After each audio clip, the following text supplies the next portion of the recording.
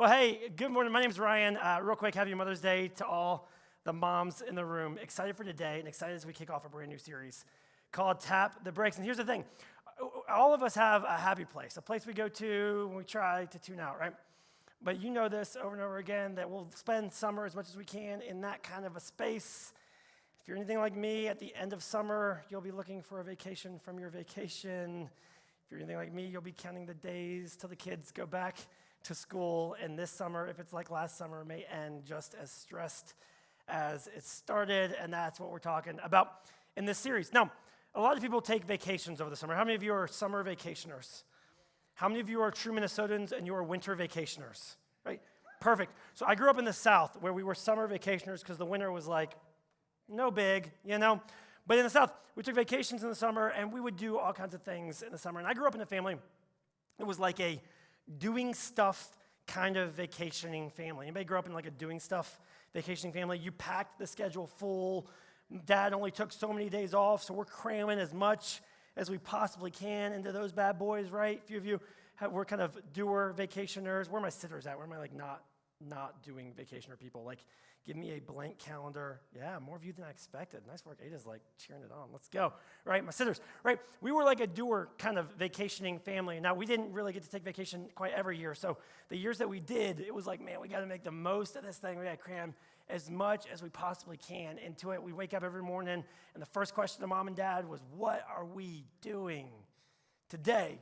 Right? And how much can we possibly squeeze into it? We'd get to the hotel or the place, and we'd go to those brochure racks, you know those brochure racks with all the different things, and we were like kids in a candy store, like all the things we could possibly do, just yanking out. We would take up to the hotel room, we'd take the stack, just a stack of all the things we were going to try to squeeze into this trip. And then I got married, and I married someone who kind of had experienced vacation a little bit differently growing up. And someone who valued vacation a little differently than I did. And we got married, and you know, the first thing I said, hey, first year of marriage, I said, hey, what do you want to do for vacation this year? She said, let's go to the beach. Now, I've never really been a big beach person, but I was like, yeah, sure, beach sounds good. Not gonna snub it. We'll go do that, right? Year one of marriage, anything with you, babe. You know, it's gonna be a great week. So we go to the beach. I do some research, you know, find a condo on the beach. That one got canceled. Found another one. That one also got canceled. Not kidding. Found another one. I was looking at really cheap condos. You know what I mean? And they kept getting taken from me. Finally found one that was going to work on the beach. We fly, because we lived in Ohio at the time, we fly down to get to the beach. We get there, and when we get there, we realize, you know what? We didn't bring beach chairs because, you know, airplanes. So we need to get some beach chairs, is what Emily says to me. We need to get chairs. And I'm like, you know, that's interesting because in my family, we didn't really fool with chairs because you didn't really sit down that often. If we were at the beach, we were like throwing a ball or running around or chasing each other or watching me half drown. You know what I mean? Like, they really probably shouldn't have let me out there, but they did. You know, and so, you know, we never really sat. But she's like, hey, we need chairs. I'm like, okay, cool. We'll get a couple chairs so we can remember where our stuff is. You know, so we go to Walmart. We get a couple of chairs. We go out to the beach. We sit up the chairs. And then she sat down in the chair. I was like, oh, I didn't know you were supposed to hold it down. You know, like, what's the point? She goes, no, get in your chair. I'm like, okay. So I walk over, I get, in my chair. I said, what do we do now? She goes, we sit. And I said, till what? Until. And for 6 hours, we sat in the chair staring at waves. And I was a little bit antsy in my chair, I'm going to be honest with you. I read a book for a little bit. Lunchtime came around. I'm like, okay, this is going to be an opportunity to, do something. Turns out we packed lunch. So we reached over and we sat.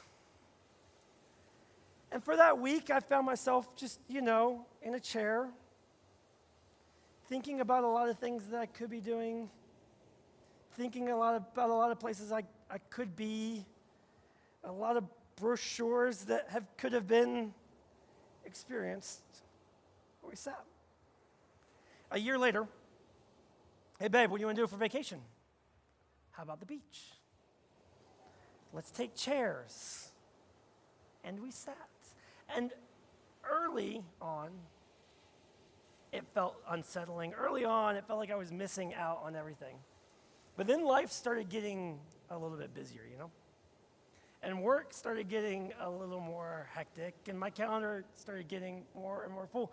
And each year, I kind of appreciated this chair a little bit more than the last year. And each year, I found myself looking forward to that chair, actually looking forward to that chair more than I had the last year. And then we had a kid, and we would roll her little baby self out in a stroller and park her right next to the chair. The ocean was like a giant sound machine. It was awesome. She just slept the whole time. Then she got a little bit bigger. Then she started moving. And all of a sudden, I started spending my vacation setting up a chair. But now rarely do I ever actually get to sit in the chair. And usually I'm out in the waves holding her hand, or we're chasing her around, or don't touch that, don't look at that, don't talk to him, don't talk to her, right? And the chair is like way over there, and the chair is like beckoning me, like I miss you. And I'm looking at the chair like we had something special, Do you remember when? Yeah, I remember when. Remember what that was? I remember what that was like. And I keep looking back to find myself in that chair. No. Here's the thing I'd be willing to bet about you, because it's true of me, it's true of most of us, that you have a chair somewhere in your life. It might be at the beach. It might be at your favorite restaurant. It might be in your childhood home. It might be in your backyard, on the porch. It might be in your cabin, or it might be on your boat. But you have a chair that you keep looking to get back to, and a chair that you love finding yourself in, where you can finally just take a break. You could sit there for a while, but eventually, life continues to happen, and the clock continues to tick, and eventually you have to get back to reality, right? And reality feels a little bit different than the chair, and reality comes with a few more expectations with a chair, and reality really just kind of becomes defined by all of the needs that exist around you that you escaped from for a while, right? They need this, the kids need this, she needs this, the spouse needs this, husband needs this, wife needs this, boss needs that report, friend needs me to call them back, mom needs me to come visit, right? I need a few things myself. And reality begins to be defined by all of the needs that pile up in your life, and eventually you have to get back to reality. Moms, you know this better than anyone. I mean, today is a day where there is probably for many of you, a crew of people who are ready to give you a break, right? And they're going to cook for you. They're going to clean for you. They're going to do whatever you ask. They're going to drive to get you coffee. They're going to drive to get you dessert. They're going to do anything you want for like a whole day. And then tomorrow you're going to wake up, and this Monday is going to feel a little bit like last Monday. Those same crew who cooked for you, right? Like can't seem to find where the cereal is. All of a sudden, the same ones who just cleaned the house seem like they could have cared less, and by the end of the day, it kind of looks like Beirut, Just a sandstorm, dust storm came through the place. Eventually, you have to get back to reality, and everyone starts needing something from you once again. And over, you find yourself in the spot until enough needs build up that you start to hit your breaking point. And that's the point where you start to finally say, I need a break. That's right. And the cycle starts all over again. And you take another break, and you find your chair, and you sit in it, and you tune out, and you escape for a while. And then you jump right back into reality, and you jump right back into a host of needs, and you jump back right into everything that builds and builds and builds and builds and builds and builds and builds until you hit your breaking point again, and the cycle continues and continues. Because here's the thing, you know this, right? Breaks don't actually change your reality. They only suspend it for a little while. they only give you a temporary pause. And so eventually, this whole idea of breaks and taking breaks begins to break down for you and for me. And perhaps taking a break, finding space in our chair, getting a little bit of time away, finding our happy place where we can tune out. Perhaps taking a break doesn't actually fix what's actually broken. There's this text within the New Testament. An author wrote to some of the earliest Christians, actually some of the earliest Jewish Christians. And he wrote this letter to them. It's now called the Book of Hebrews. And he talks to them about this idea in the section of this letter. He talks to them about this idea of rest. It's a really interesting concept, the way he writes about it, because for us, we hear the word rest in our Western minds. We hear rest, and rest is something that you plan for. Rest is something that you schedule. Rest is a time and a space on your calendar. But the way the author talks about this, and that kind of this ancient Jewish concept of rest, actually isn't an activity that you do. It's a state of being that you actually live within. And the author of Hebrews makes kind of this audacious claim.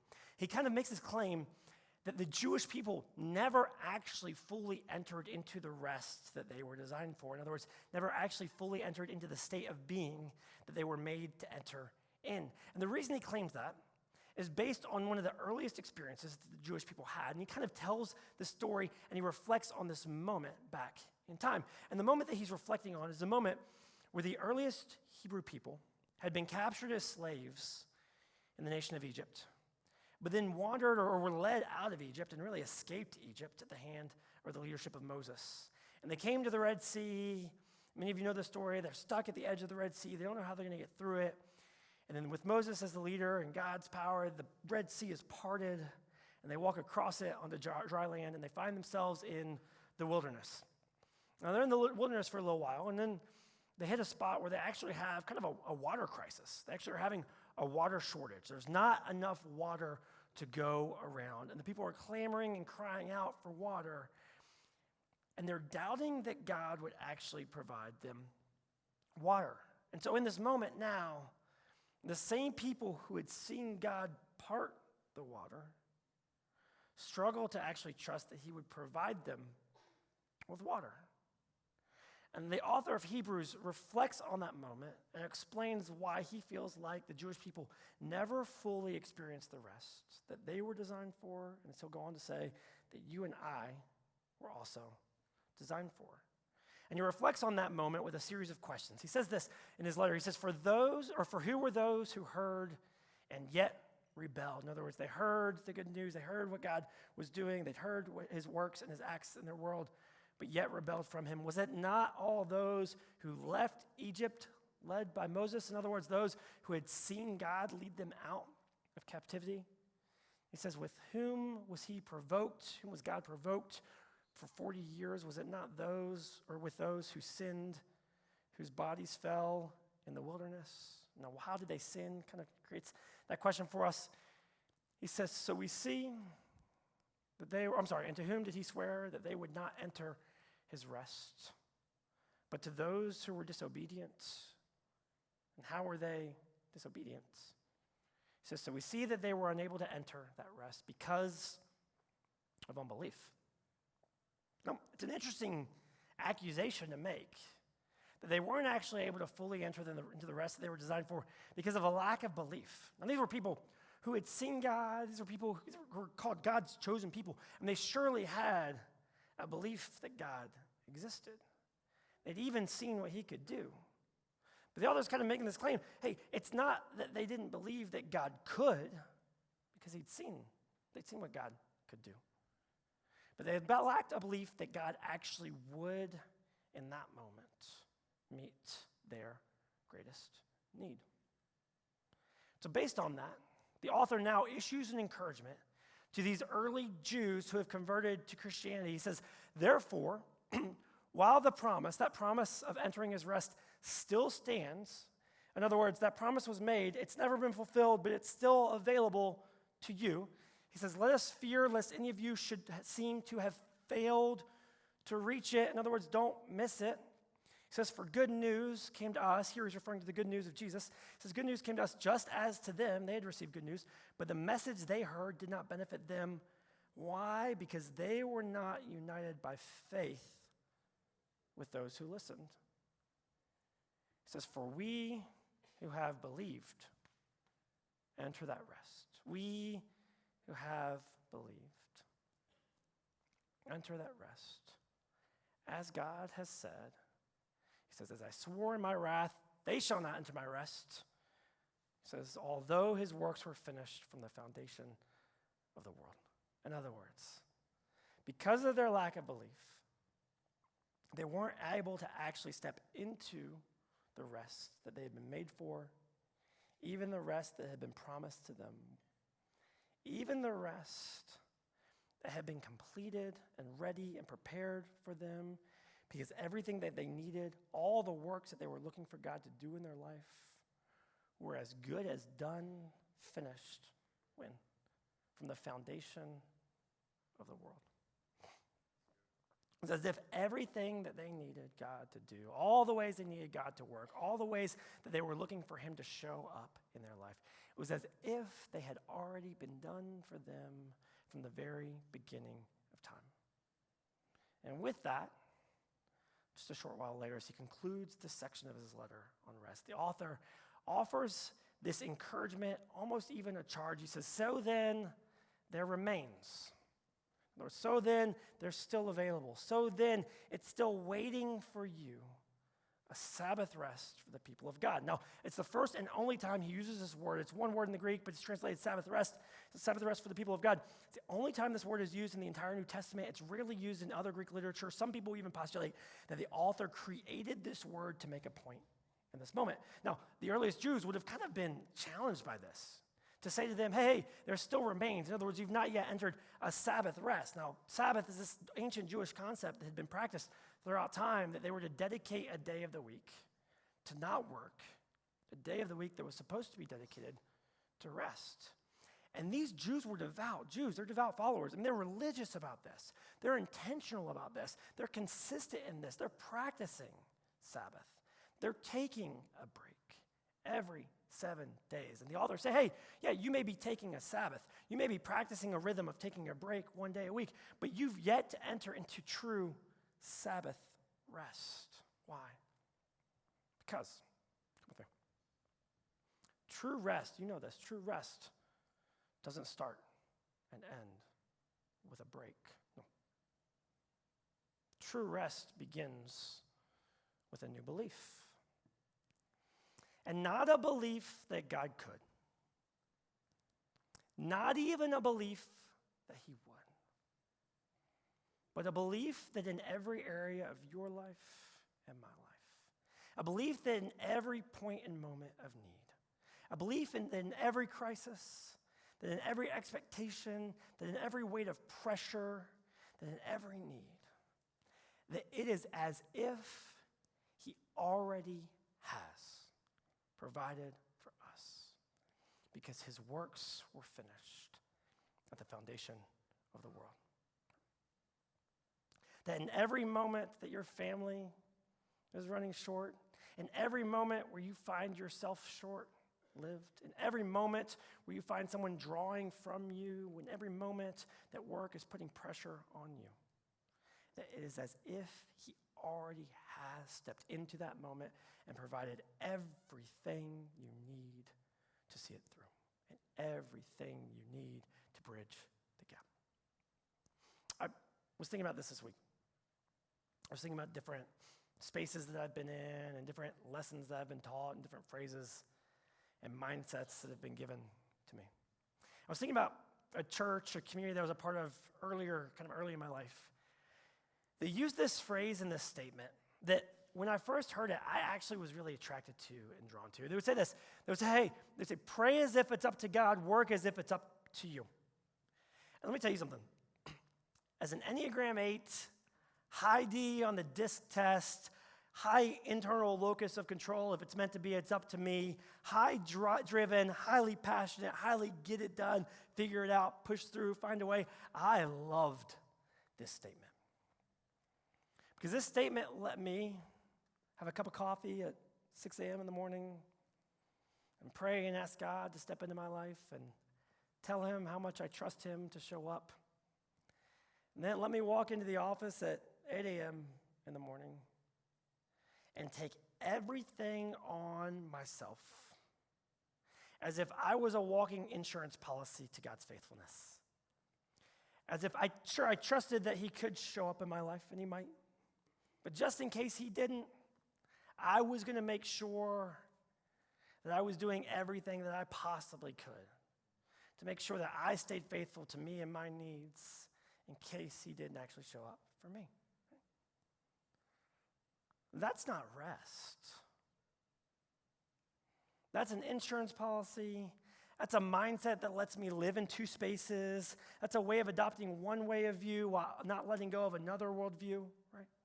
But that's not actually true rest. No, because true rest comes not with breaks, but true rest begins with a new belief.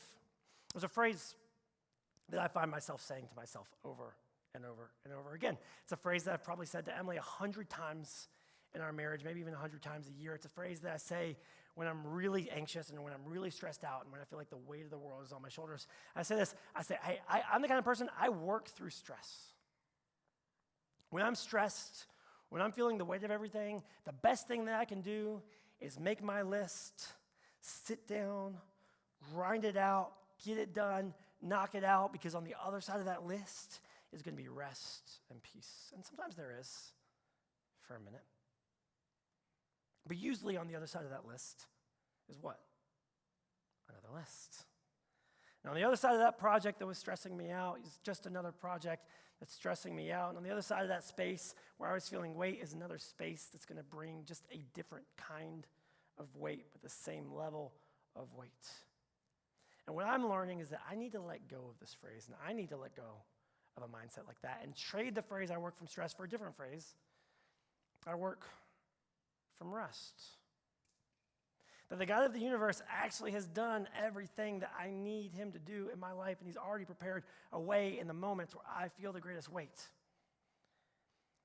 And that I'm not asking him just to come and fix my needs, but he's actually inviting me to join him in advancing his kingdom in the world. And that his work in this world is as good as done. And that I get the opportunity to step into that with him. And that I get the opportunity to actually work and partner with him from a position, not of stress, but of rest. So, true rest begins with a new belief.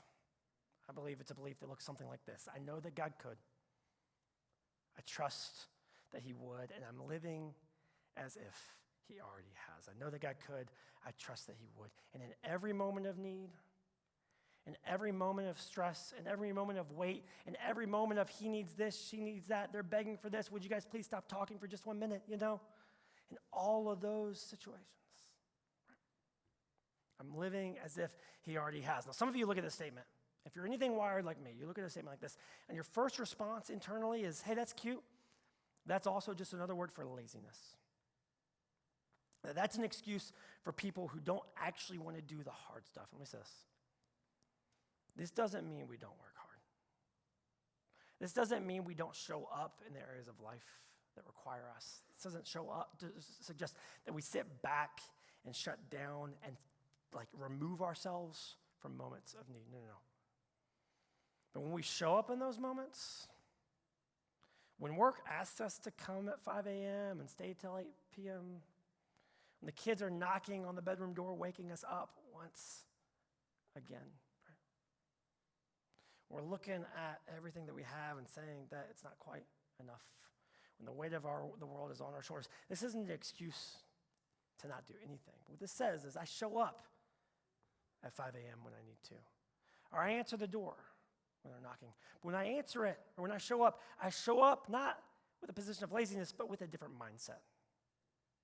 And I show up understanding that I actually get to partner with the creator of the universe, who's doing things that I can't fully understand, doing things that I haven't fully yet seen, but is moving and working in incredible ways and actually invites me to partner with him in the building of his world. And everything that I feel like I need in this moment, it's as if he already has provided it. So as we wrap up, let me ask you 3 questions real quick. 1, do I believe God could? Do you believe that God actually could step in to your moment of greatest need? Now let me say this. Some of you in the room right now, you see a question like this, your answer is unequivocally no. No, I don't believe that he could. And some of that, for some of you, is because there have been moments and circumstances in your life where you truly feel like he didn't. And if it didn't seem like he did then, how could you trust that he even could and has the ability to show up now? And let me just say this. That is a real and valid question, and those are real and valid experiences. And it also says, in a room like this, there are people, person after person after person after person, within 10 feet of you this morning is someone who's experienced moments in their own life as well, where in the moment, in the season, and even after the season, it felt like God didn't show up for them. It felt like he wasn't there for them. But as they began to create space in their life, and as they began to open up themselves to what God might reveal about himself to them, they started to see their past experiences in a different light and with a different perspective. They started to see God's presence and faithfulness to them, not in ways that they expected to see, but in ways that made much more sense to them. And my only encouragement to you, if you look at a question like this, you go, I don't know that God could, because he didn't. He wasn't there in that moment. My encouragement to you would simply be this. Keep leaning into a community like this. Keep spending time in groups. Keep spending time serving. Keep spending time connecting with the people around you, because as you do, I'm telling you, as you do, you're going to hear story after story after story of people who have been where you were and you are, or in some version of where you were and where you are. And they're going to share things with you that you don't fully believe in the moment, but yet find yourself curious about. And they're going to draw a path for you, paint a path for you, create a map for you that you couldn't even imagine existed. Do I believe that he could show up in my life? Second, where do I question if he would? I'd say this, most of us, a lot of us in a space like this, end up right here. Where do I question where he would? Many of us know, hey, if I asked you right now, do you believe that God could show up in your life? Yeah, I believe God could show up. Yeah, I believe God could show up. But where do you question if he actually would show up in your life? Where are you actually living as if he might not in your life? Where do I question where he would? And lastly, how might I live like he already has? What would it look like to live like he already has shown up for you, because you're so confident and so certain that he's done the work needed and he will be there in your moment of greatest need? What would it look like to live like he already has? Let's pray together. God, I thank you. I thank you for the moments of faithfulness in my life. I thank you for the ways that you've shown up in the lives of so many in this room. God, as we go into the summer, God, so many of us are ready for a break, and so many of us are ready for a moment, a time of rest. God, would you give us rest this summer, but not rest like we've had in the past. God, would you give us a moment of rest that's not built just on breaks and things that we plan on our schedule, timeouts that we create momentarily. God, would you help us to go into this summer actually adopting a new belief, actually adopting a new way of thinking, actually adopting a mindset that everything we need has already been taken care of, everything we're looking for has already been provided, and that you will meet us in the moments of expectations, in the moments of stress, the moments of weight, and the moments of worry, and that we can live not just like you will show up, not just like we hope that you'll show up, but we can live this summer, every moment, every worry, as if you already have shown up because your works have been completed for us. God, we love you. We thank you for this. We trust you with our summer. It's in Christ's name we pray. Amen.